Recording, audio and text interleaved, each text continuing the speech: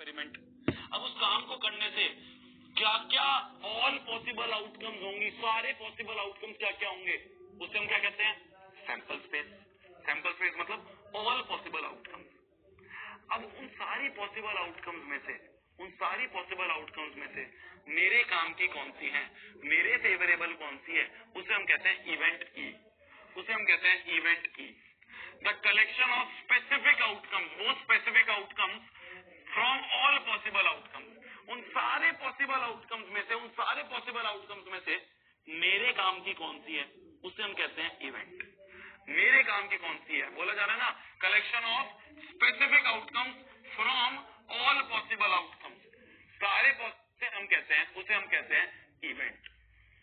जैसे मान लो ध्यान से देखना, क्वेश्चन बोलता है, ध्यान से देखना, अब आ जाएगा समझ में।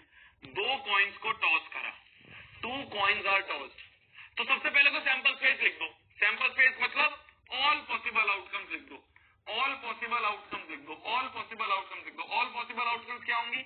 अगर 2 कॉइन्स को टॉस करा तो क्या क्या पॉसिबल आउटकम्स है? दोनों पे हेड आ जाए, एक पे हेड एक पे टेल, एक पे टेल एक पे हेड, या दोनों पे टेल आ जाए।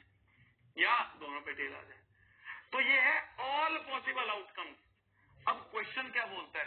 क्वेश्चन का इवेंट क्या है? इवेंट है राइट एन इवेंट बताओ एटलीस्ट 1 टेल कम। इवेंट क्या है? एटलीस्ट मेरे काम का कौन सा? ये तो सारे हैं, ये तो सारे पॉसिबल आउटकम्स है, ये तो ऑल पॉसिबल आउटकम्स है।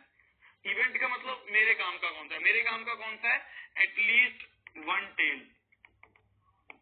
एटलीस्ट 1 टेल का मतलब सिर्फ एक टेल मिल जाए, 2 भी मिल जाए चलेंगे, पर एटलीस्ट एक तो होना चाहिए। तो एक टेल कितनों में आ रहे हैं भाई? देखो इसमें तो एक भी टेल नहीं है, तो ये काम का नहीं है। एटलीस्ट एक टेल इसमें आ रहा है, एटलीस्ट एक टेल इसमें आ रहा है, और इसमें भी एक टेल आ रहा है तो 2, पर एक तो आ ही रहा है ना।